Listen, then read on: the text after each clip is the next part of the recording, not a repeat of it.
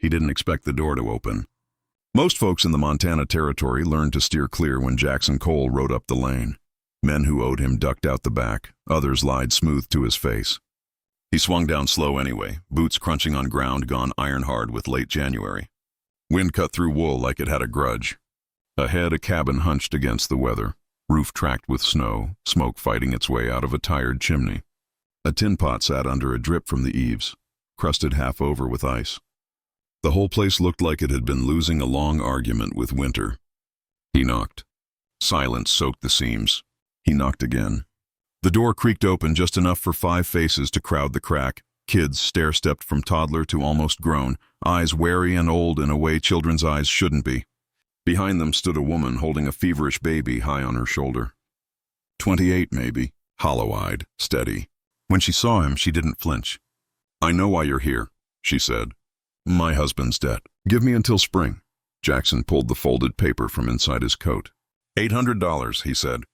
3 months overdue since Thomas Brennan passed. He studied her while he said it. No tears, no pleading, just a jaw set like a nail. The eldest boy, 11, stood at her side like a sentry.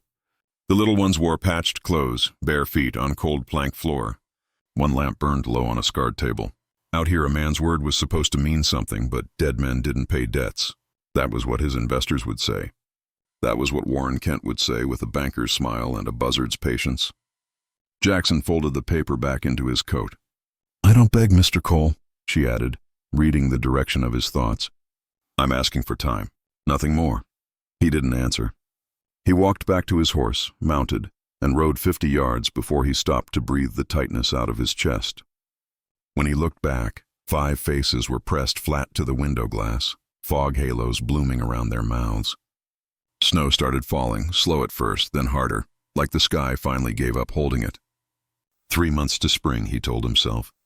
He'd given harder terms to better prospects. He should keep riding. 3 days later, he hooked a wagon instead. Flour, salt, pork, medicine. He told himself it was practical, protecting the investment. When he rolled into the yard late morning, the door opened before he could knock. The woman, Sarah Brennan, stood there with her chin up and her arms folded tight.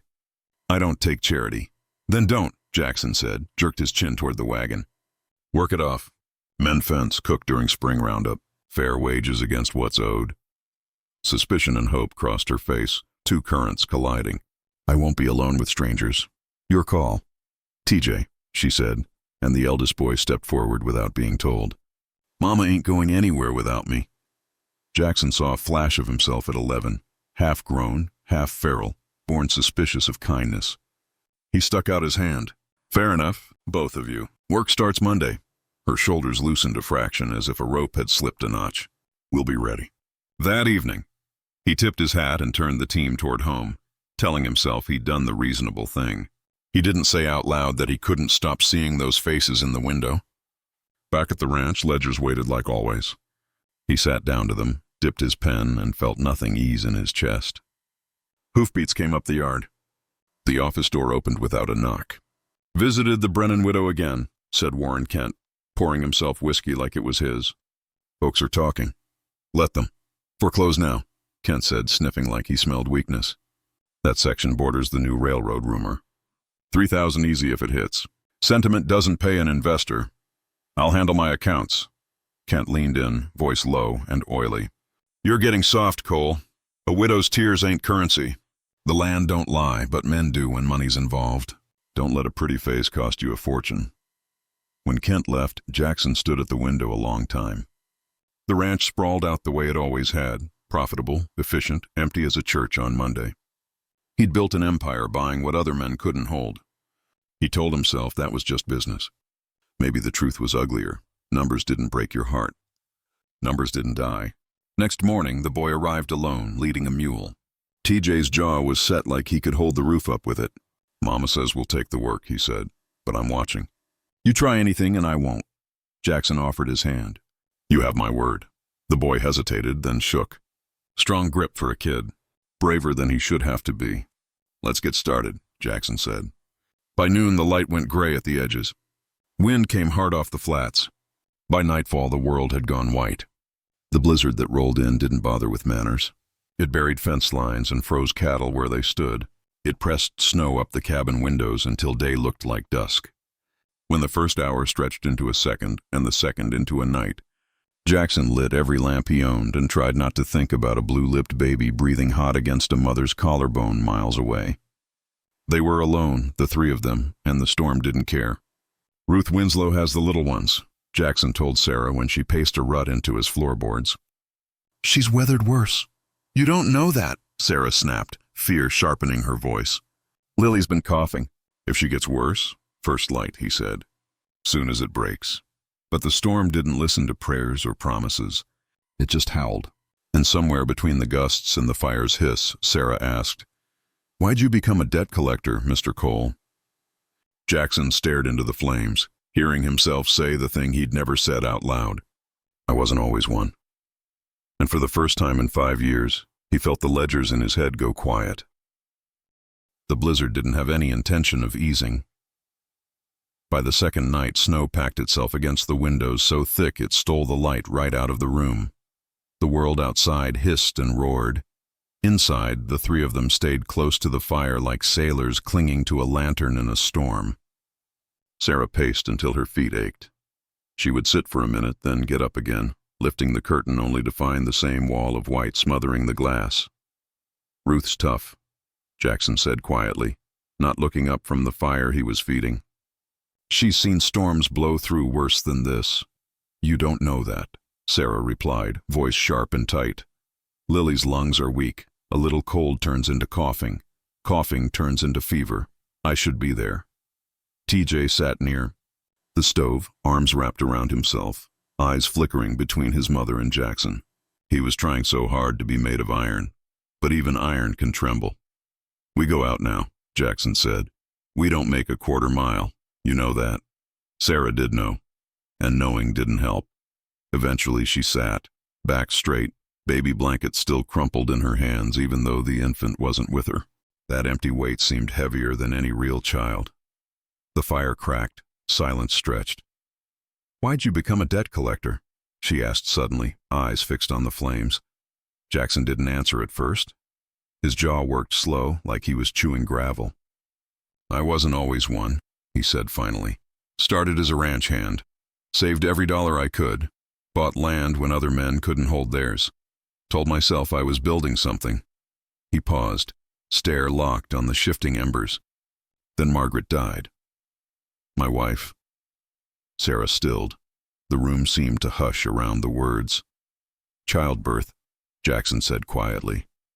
5 years ago, I buried her, and then I buried myself in numbers. Ledgers, contracts. You can't lose numbers. They don't leave. They don't die." He tried to laugh, but no sound came out. Sarah's voice gentled. "Thomas." She drew a slow breath. "My husband. He was a good man. He just broke." Jackson looked at her, really looked. "He gambled trying to pay for medicine for Lily. Lost everything we had. I tried to forgive him. He tried to forgive himself. Neither of us could." Her hands tightened around the blanket. "He died feeling useless, and I won't let the children remember him that way." The wind moaned outside, a long, cold animal sound. "Do you ever think," she whispered, "that we lose the people we needed most, and we just keep moving without them because stopping would kill us too?" Jackson nodded once. Slow. "Heavy. Every day," he said. They didn't speak again for a while. Sometime before dawn, the storm broke. The quiet afterward felt unreal, like someone had snuffed out a screaming world. The first hint of gray seeped through the snow-packed windows. Jackson stood. "We ride." They saddled fast. TJ climbed behind Jackson, arms locked around his coat, while Sarah urged her horse forward with a determination that bordered on prayer. Snowdrifts came up to the horses' chests. Ice crust cracked and swallowed hooves. Wind still clawed at their coats. But it was the kind of cold you could move through, not the kind that tried to stop your breath. When the cabin came into view, Sarah didn't dismount. She fell off the saddle and ran. The door burst open and 4 small bodies collided into her all at once. Crying, laughing, clinging. Lily was warm, warm from fever, but alive. Sarah held all of them like her arms could shield the world. Jackson watched from his horse, and something deep in his chest twisted, not pain exactly, but an ache with shape and meaning. He had money. He had land. He had everything men were supposed to want. But this was wealth. He turned his horse before anyone could notice. Sarah would stay here with her children tonight. She didn't need him to see her cry. He rode home alone. But after that day, he came back. Not to collect, not to push, to fix a hinge, patch a roof, chop wood, carry water. He told himself it was practical, but when little Lily, 2 years old, hair like wheat fluff, climbed into his lap one evening with complete trust, he knew the truth. He wasn't protecting an investment.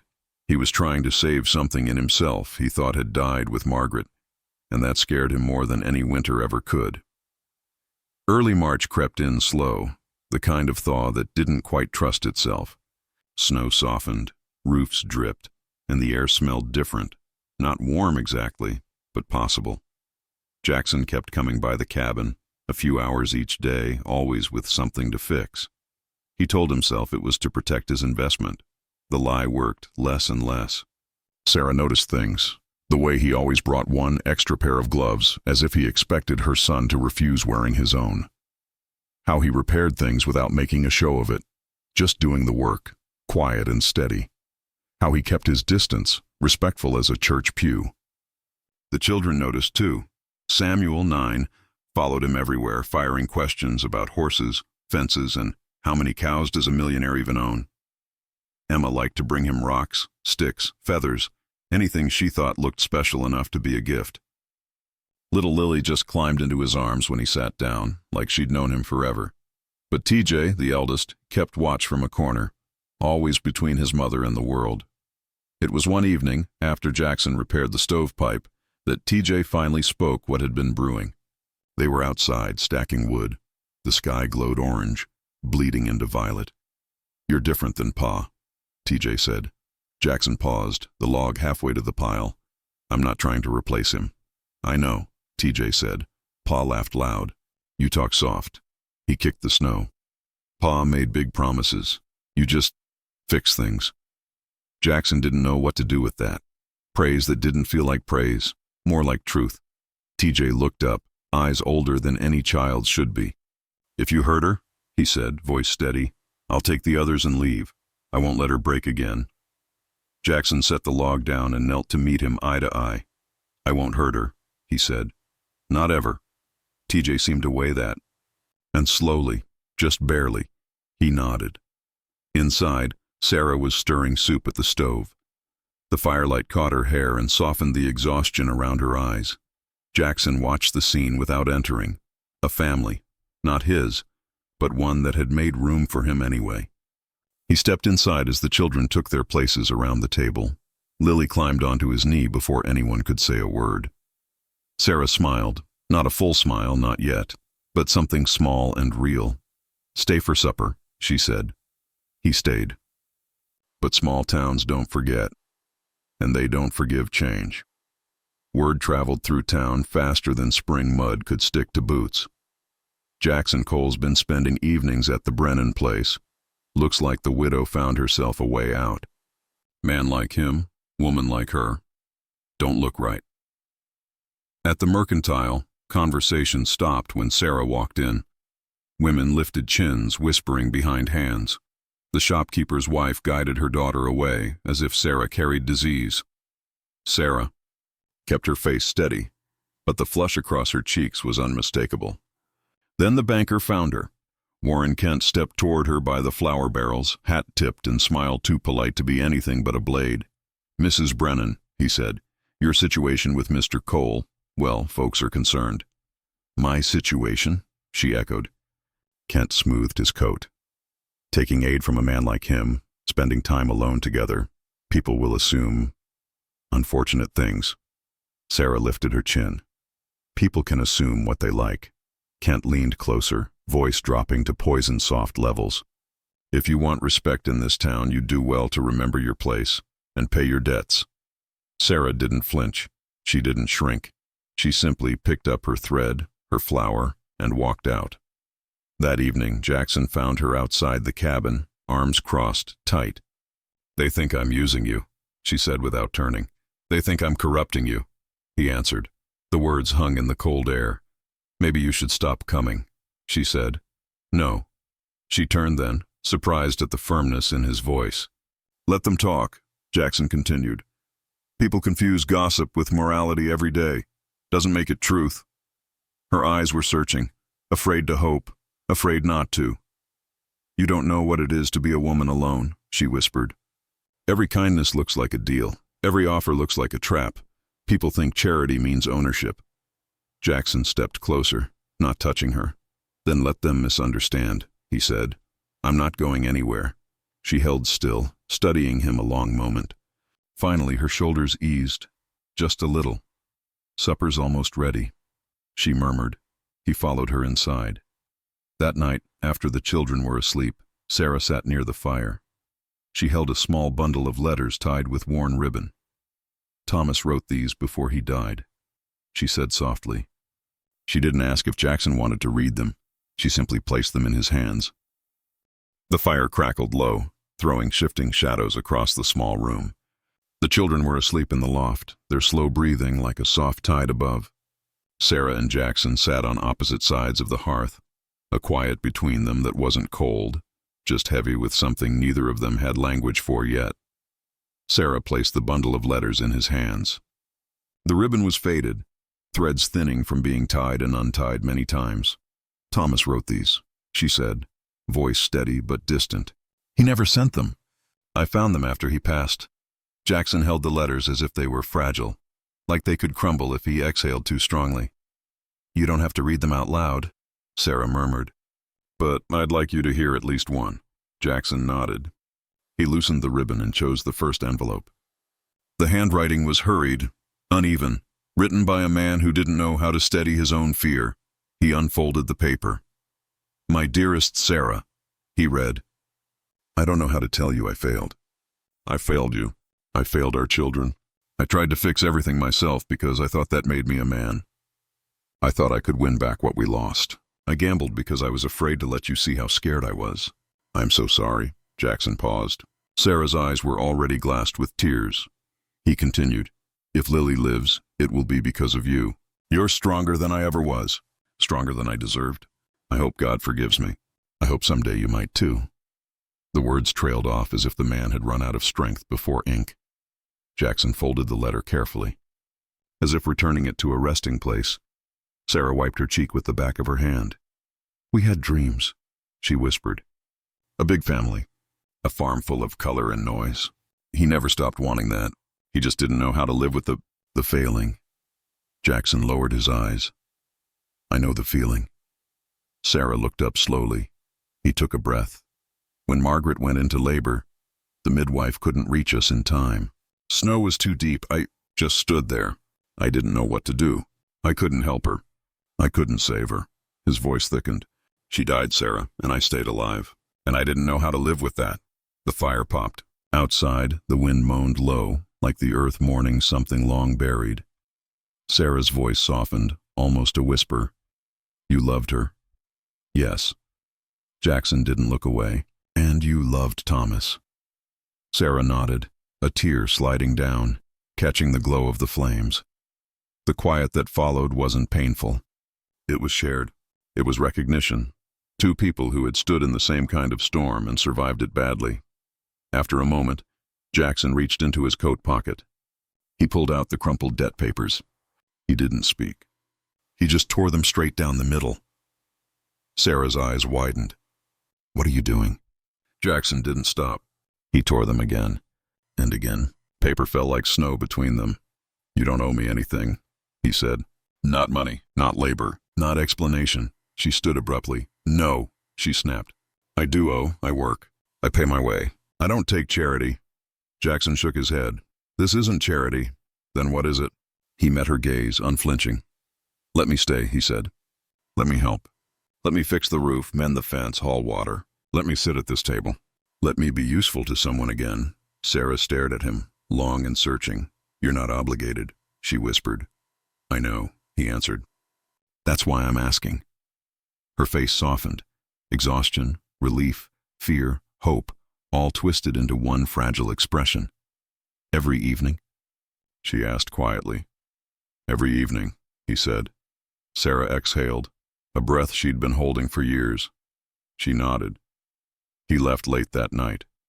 The stars were sharp and bright overhead, filling the sky the way voices fill a church before a hymn begins.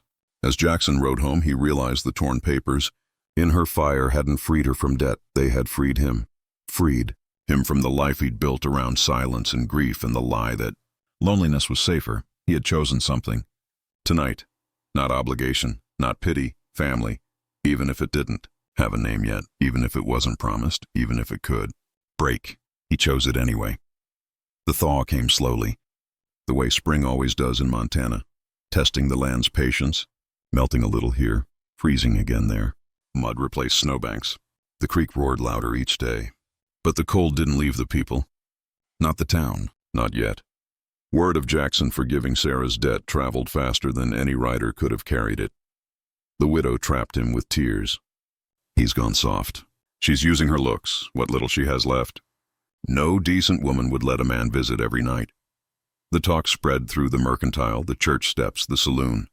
And like most gossip, it washed into the town meeting hall, where it sharpened itself into something cruel. Sarah didn't know why she'd been summoned. She only knew the way people stared when she walked in.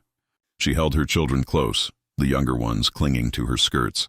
TJ standing just behind her like a small, silent guardian. The hall was loud. Too loud, voices swelling and overlapping until the room fell abruptly quiet as Kent stepped forward. Banker by trade, vulture by habit. "Thank you all for coming," he began, hands folded like a churchman, tone slick as grease. "We have a matter of community concern to address." Sarah felt her stomach drop. Concern was just a polite word for accusation. Kent's eyes flicked to her, slow, deliberate. "It has come to our attention that Mr. Jackson Cole has privately forgiven Mrs. Brennan's debt. Without witnesses, without contract." He paused to let the implication settle. "And that he has been seen visiting her household near nightly." A murmur rippled through the room. The church deacon stood next, face pinched with judgment. "Scripture tells us to avoid the appearance of sin. Mrs. Brennan, a young widow and a wealthy man sharing improper familiarity. She is preying on his kindness," someone called. "She's planning to marry into his money," shouted another. "She brought those children just to make people feel sorry." Sarah's fists clenched. Her face flushed, but her voice didn't shake. "You don't know me," she said, but no one cared to hear her. Kent raised his hand, silencing her as if she were a child.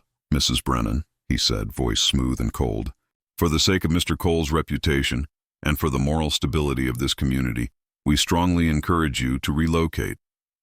We will provide assistance for travel, but you and your children cannot continue living here."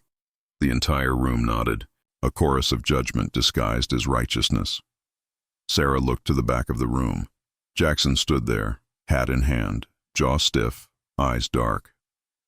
The room waited for him to speak, to defend her, to stand next to her, but he didn't move. He didn't say a word. Something inside Sarah cracked so sharply she swayed where she stood. The world buzzed, like her ears had filled with ice. She turned, walked out, not fast, not stumbling, just steady, controlled. But her breath tore in her chest the moment she stepped into the cold night air. She didn't cry, not yet.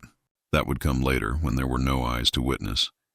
Jackson followed her out minutes later, his steps hesitant, uncertain. "Sarah," she turned on him, and her voice dropped to a blade's edge. "Don't." He reached for words, any words, but guilt had stolen all language. "I was trying to protect my business." "No." Her voice cut clean through him.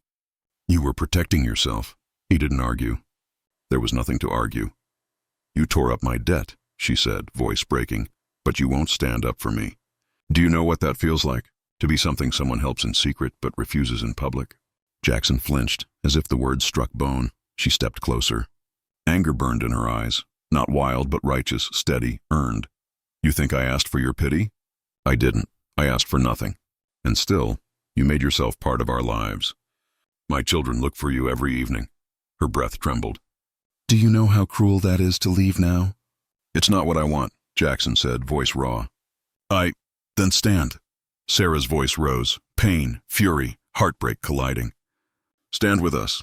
Stand for us, or don't come back at all." Snowflakes drifted around them, late, thin, tired. Jackson couldn't make himself speak, and that silence spoke for him. Sarah's tears finally fell. She turned away. "Go home, Mr. Cole." Not Jackson. Not anymore. She walked into the dark, back toward the cabin where her children slept and her grief waited. And Jackson stood in the empty street as the snow fell, realizing he had just lost something he might never be able to get back. Not because he didn't care, but because when the moment came to choose courage, he didn't. Jackson didn't leave town right away. He stood there long after Sarah had disappeared from sight, long after the last lamp in the town hall was blown out. Snow gathered on his shoulders, on the brim of his hat, on the horse waiting with quiet patience behind him. Eventually, he climbed into the saddle and rode home. But home had never felt farther away. The ranch house was silent when he entered. The fire had gone low, the coals pulsing like a tired heartbeat. Jackson didn't bother to light it. He poured whiskey instead. Then another. Then another. It didn't make him warm. Didn't make him numb. It only made his regret feel heavier. For 3 days, he barely slept. Barely ate. Barely moved beyond the edge of his study table. Ledgers lay open in front of him, but the numbers no longer made sense. They no longer meant anything. His ranch hands watched him with growing worry, but no one dared speak until Ruth Winslow came. The door creaked open without a knock. She'd always treated his home like her own. She stood in the doorway like she had been forged by the land itself, small, wiry, and harder than fence posts driven deep into frozen ground. She didn't wait to be asked in. Didn't wait for him to greet her. Just dragged a chair across the floor and sat down across from him. "You done pitying yourself yet?" she asked. Jackson didn't look up. "Go home, Ruth." "Already am home." She leaned forward, elbows on her knees. "I've seen men lose cattle, land, even their own limbs, and still stand up and keep going. But I've only seen a few lose their courage. None of them came back from it." Jackson's jaw tightened. Ruth didn't soften, not even a fraction. "That widow," she said, "is raising 5 children on grit and prayer. I watched her haul water when it was 40 below. Watched her stitch clothes from feed sacks. Watched her bury her husband with her own hands." She paused. "And I watched her look at you like someone who finally had a reason to keep breathing. And you threw that away because a room full of folks whispered." Jackson's throat tightened. Ruth didn't look away. "You think you're protecting your business? Protecting your good name? Son, your name ain't worth a damn thing if you won't speak it when it matters." He closed his eyes. Ruth stood and placed her hand flat on the table, firm, old, steady. "You think grief makes you special?" she asked quietly. "Everyone in this place has buried someone. The only question is whether you let the loss turn you hard or hollow." She moved toward the door, then paused. "You got one chance left. Maybe the last one. Don't waste it." The door closed behind her. Jackson sat still for a long time. Then, slowly, he stood. He took his coat, and he went to Margaret's grave. The cemetery sat beneath a cottonwood tree at the edge of the ranch. Wind rustled what leaves remained, dry and brittle. He knelt in the grass, the cold soaking through his trousers. "I failed you," he whispered. "And I failed her." His breath shook. "I let you die alone. And I swore I'd never care again. Easier that way, safer," he swallowed. "But hiding isn't living, and I can't keep pretending I'm the man I was before you died. I'm not. I don't think I ever will be." The cottonwood leaves rattled overhead, soft like a sigh. Jackson laid his hat in the grass. "I don't love her the way I loved you," he said quietly. "It's different. It's slower, quieter, like something growing in snow, waiting for spring. But it's real. And I think I want to live again." He bowed his head. "I hope that's not a betrayal. I hope it's what you would have wanted." The breeze shifted, warm for just a moment, like a hand brushing his shoulder. Jackson stood, and this time, when he walked back toward the house, his steps did not drag. That night, he drafted documents. Legal ones, proper ones no room full of gossips could argue with. He would sell land, enough to pay Sarah's taxes. enough to clear every debt tied to her name. He would walk back into town, not to defend his reputation, but to reclaim his integrity. His investors would leave. His business partners would turn. He would lose influence, wealth, standing, but he would gain something those men would never understand. Life he could look at without shame, and maybe, if he was lucky, a home where someone waited for him at the door. Jackson woke before dawn the next morning. The sky outside the window was still ink-dark, the horizon just beginning to pale. He shaved, dressed, and took out the suit he hadn't worn since Margaret's funeral. Black wool, pressed and severe, smelling faintly of cedar where it had been stored away. He buttoned it slowly, as though the act itself meant something. Maybe it did. He saddled his horse in silence, tightening the cinch with steady hands. When he mounted, the ranch was still asleep. No lights in the bunkhouse, no movement in the yard. Just frost silvering the fences and the deep quiet before morning breaks. The ride to town felt longer than it ever had. The cold air bit his face, but he didn't mind. It made him feel awake, alive. He tied his horse outside the town hall and stood there for a moment, gathering his breath. He could still turn back. No one would know, but he would. So he pushed the doors open and stepped inside. Banker Kent was standing at the front of the room, speaking loudly as if he were already delivering a victory speech. The hall was crowded again, townsfolk sitting in rows, murmuring, some expectant, some hungry for scandal, some just bored and eager for gossip. "This land," Kent was saying, "is to be auctioned starting at $500. A fair price given. Stop." Jackson's voice carried clean across the hall. Heads turned. Chairs scraped. The entire room snapped to attention. Jackson walked down the aisle, his boots striking the floor in slow, even steps. He reached the front, placed a stack of sealed documents on the table, and looked Kent dead in the eye. "This land belongs to Sarah Brennan," he said. "I've paid every debt tied to it, back taxes, bank notes, interest fees. It is hers, free and clear." Kent's face twisted like spoiled milk. "You," he spat, "you paid it? Out of your own pocket? For her?" "Yes," Jackson said simply. A wave of whispers rolled through the room. Kent slammed his fist on the table. "You're destroying your own business. Your investors will withdraw. You'll ruin yourself over a woman with nothing to offer, but—" Jackson cut him off. "Say one more word about her, and you'll finish this meeting by picking up your teeth." The room went dead silent. Kent's mouth opened, then shut. Jackson turned to the crowd. "I built my fortune the way many men here have, on the backs of others' hardship. I told myself it was business, practical, necessary." He paused, voice steady but deep. "But the truth is I was afraid. Afraid to care. Afraid to lose again. And fear makes a man small." A murmur of agreement. Someone nodded. Someone else looked away, ashamed. He continued, "Sarah Brennan is raising 5 children alone. She works harder than most men I've known.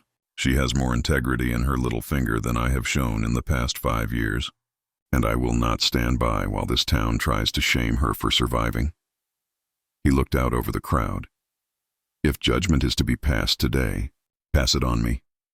Silence hung heavy. Then, slowly, someone stood. It was Ruth Winslow. She didn't speak. She didn't need to. Then the school teacher stood. The rancher in the back, his wife. One by one, people rose from their seats, not all of them. But enough. Kent looked around and saw the tide had turned. His cheeks flushed dark.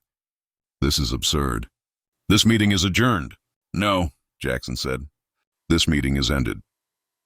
He gathered the documents and walked out. And this time, he didn't walk alone. Sarah was outside by her wagon. The children clustered around her like small birds seeking warmth. She had heard the commotion, seen people gathering at the windows, felt judgment closing in like tightening rope. But when Jackson stepped into the sunlight, something in his posture was different. Not the lean, guarded stance he usually carried, but something open.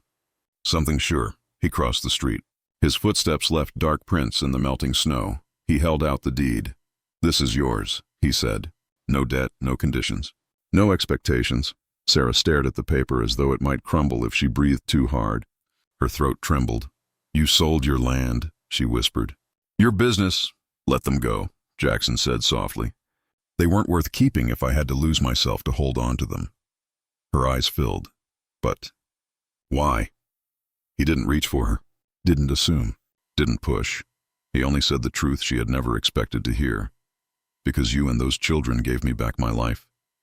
And I intend to stand with you for as long as you'll have me. TJ stepped forward, small and solemn. He extended his hand like a man grown. You came back. Jackson swallowed, shook the boy's hand. I won't leave again. Little Lily tugged on his coat. Are you staying for supper? Jackson looked at Sarah, and she didn't speak. She just nodded, soft, certain. Yes, he smiled. If your mama will have me, he said. Sarah blinked tears, but her voice was steady. Every night, Jackson. Every night from here on. Spring came slowly, shy at first, like it wasn't sure it was welcome after the winter that had nearly broken them all. But by late April, the land softened. Snow retreated into the shadows of the pines, creeks swelled with meltwater, and the fields breathed green again. Sarah's cabin didn't look the same anymore. The roof no longer sagged. The porch had been rebuilt sturdy. A fence stretched neat and strong around the garden. And the door, once bare, weathered wood, was now painted a gentle blue. Her idea. A sign of beginning, she'd said. Jackson arrived earlier each day now, never announced but never unexpected. The children no longer stared at him with wary, hollow eyes. They ran to him, Samuel shouting about tracks he'd found near the creek, Emma asking him to help with the garden bed, Lily lifting her arms to be carried. The moment he set foot on the porch, TJ pretended not to watch him so closely anymore. But Jackson saw him, watching anyway. Saw something new in the boys. Gaze, not suspicion, not fear, trust. One warm evening, the smell of stew drifted from the cabin windows, mingling with the scent of lilac blooming by the trail. The younger children were playing tag near the fence. TJ was whittling a small horse figure from a scrap of wood. Sarah sat on the porch steps, her hands resting in her lap. Jackson approached quietly, but she heard him. She always did. She looked up, not startled, but simply aware, like she'd been expecting him all along. You're early, she said, a small smile tugging at her lips. I couldn't stay away, Jackson replied, and the honesty in his voice came easily now. No fear, no guardedness, just truth.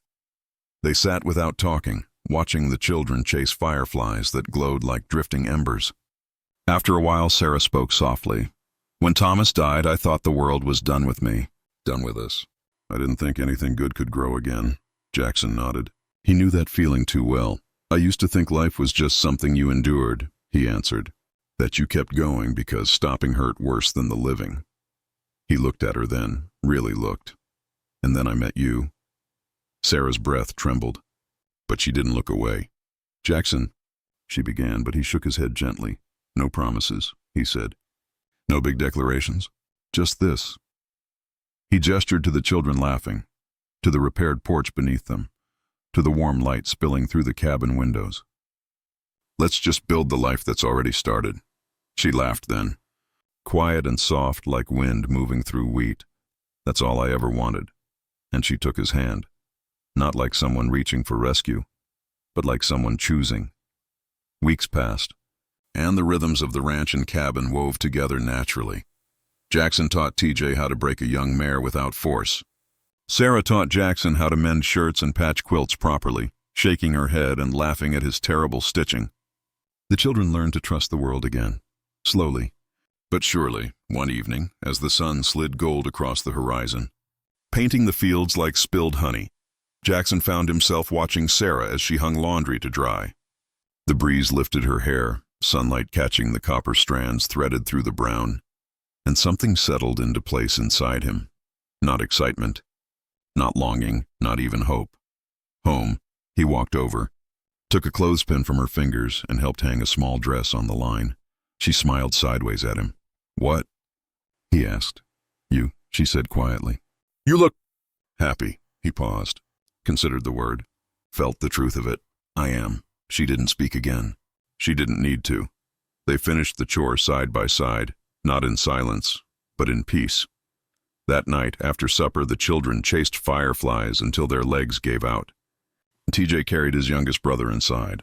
Emma and Samuel followed, yawning wide enough to swallow the world. Sarah lingered outside, leaning on the porch rail. Jackson stood beside her, hands resting in his pockets, The stars were bright, the breeze warm, the world still. "Jackson?" Sarah said, voice barely above a whisper. "Yes?" "Stay," she said. Not pleading, not unsure, an invitation, a choice. His breath caught. Not because he was unsure, but because he had waited 5 years to feel something. This simple and this strong. Nodded. "I'm not going anywhere." She leaned her head against his shoulder, and for a long time they just stood there, the night wrapping around them like a warm blanket. No fear, no debts, no ghosts. Just two people who had lost everything, and somehow found exactly what they needed. Together. The hardest winters lead to the gentlest springs, and sometimes love doesn't arrive with thunder, or fire, or dramatic miracles. Sometimes it is just a man knocking on a door, and finding home waiting on the other side in the end.